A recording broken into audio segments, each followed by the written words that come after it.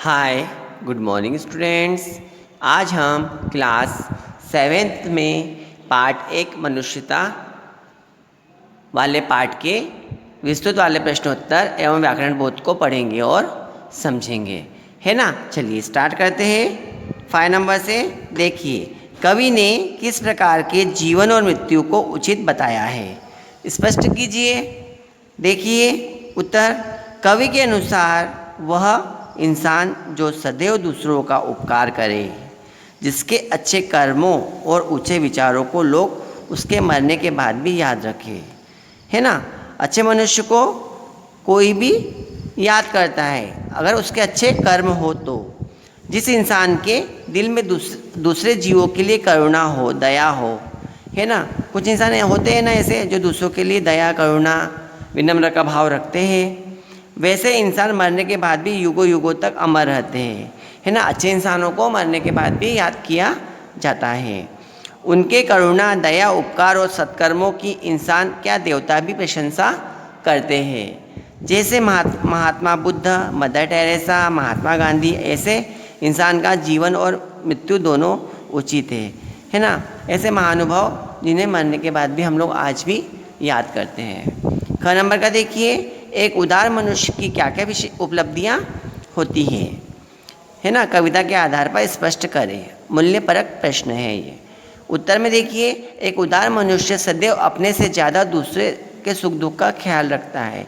एक उदार मनुष्य मतलब व्यवहार कुशल व्यक्ति जो होता है, अपने से ज़्यादा दूसरे लोगों का ध्यान रखता है। दूसरों का कष्ट उसे बहुत बड़ा लगता है और अपना कष्ट बहुत छोटा लगता है।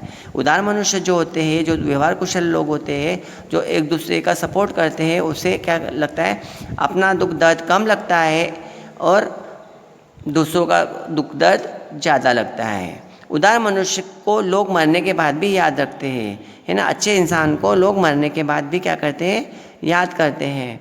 जैसे मनुष्य के लिए अपने पराये का भेद नहीं होता, है ना।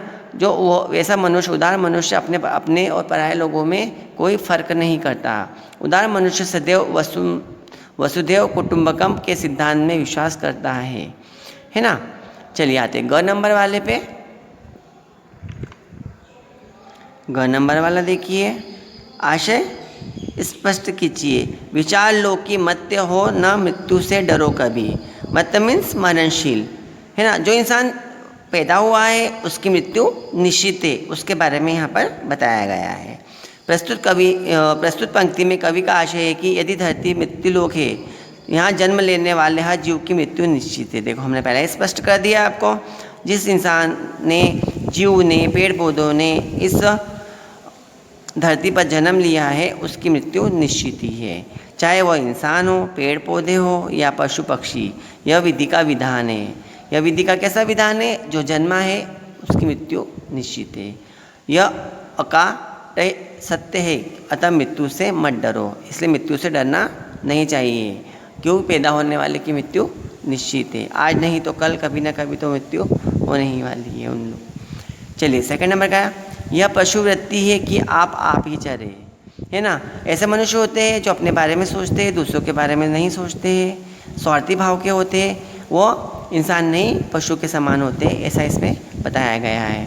देखिए प्रस्तुत कवि में कवि का आशय यह है कि जो इंसान केवल अपने बारे में सोचता है, देखो हमने बताया कि सेल्फिश होते हैं, जो कुछ व्यक्ति होते हैं जो सेल्फिश होते हैं, केवल अपने बारे में ही सोचते हैं, वह इंसान नहीं पशु है।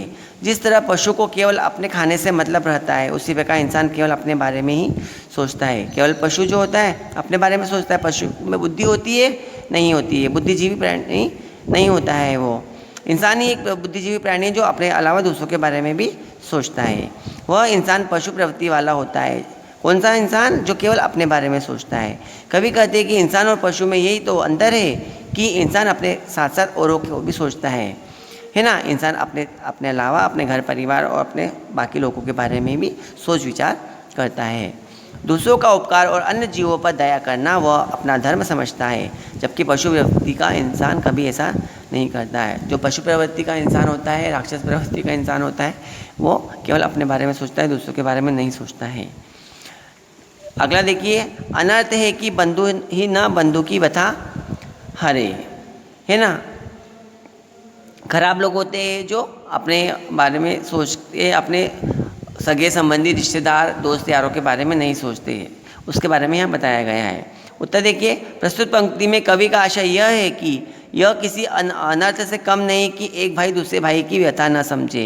होता है ना, घर परिवार में झगड़ा लड़ाई होते हैं तो वो केवल अपना भाई अपने बारे में सोचता है, अपने दीन बंधु सखा संबंधी रिश्तेदारों के बारे में नहीं समझ विचार करता है, ना उसके दुख दर्द को समझता है। उसके कष्ट को दूर करने का प्रयास करे। आपसी प्रेम और भाईचारा इंसानियत की पहली पहचान होती है ना। अपने जो भाई है, घर में जो लोग हैं, उनके कष्टों को दूर करने का प्रयास करें, आपस में प्रेम बना के रखें, भाईचारे और इंसानियत की भावना भी रखें। रामायण में भी ये कहा गया है, जे न मित्र दुख होई दुखारी तिन्ही विलोकत पातक भारी। अतः जो इंसान अपने मित्र अपने बंधु बांधव के दुख नहीं करता, वो बड़े पाप का भागी होता है। ऐसा पाप का भागी हमको बनना नहीं है ना। व्याकरण बोध में देखिए, निम्न शब्दों के उपसर्ग और मूल शब्द पृथक करें। उपसर्ग की डेफिनेशन आपको तो पता ही है, वह शब्दांश जो शब्द के पूर्व में लगकर नए शब्द का अर्थ प्रदान करता है वो क्या कहलाता है? उपसर्ग कहलाता है। यहाँ पे शब्द, उपसर्ग और मूल शब्द, जो पहला शब्द आगे का होगा वो उपसर्ग कहलाएगा, है ना। बाकी ठीक है। सुमृत्य, इसमें उपसर्ग सु, प्रवृत्ति में प्र, सजीव में स, अखंड में अ और महाविभूति में महा। ठीक है। आप देखिए अगला, दिए गए शब्दों के अनेक शब्दों के लिए एक शब्द लिखिए। वश में किया हुआ वंशीकृता, अपने आप उत्पन्न होने वाला स्वजन्मा, जो खंडित ना हो अखंडित, जिसकी सीमा ना हो असीमी, फल के अनुसार फलानुसार, जिसका कोई अर्थ ना हो अर्थहीन। ठीक है, आया आप लोगों को समझ में? ठीक है, ओके स्टूडेंट्स, बाय।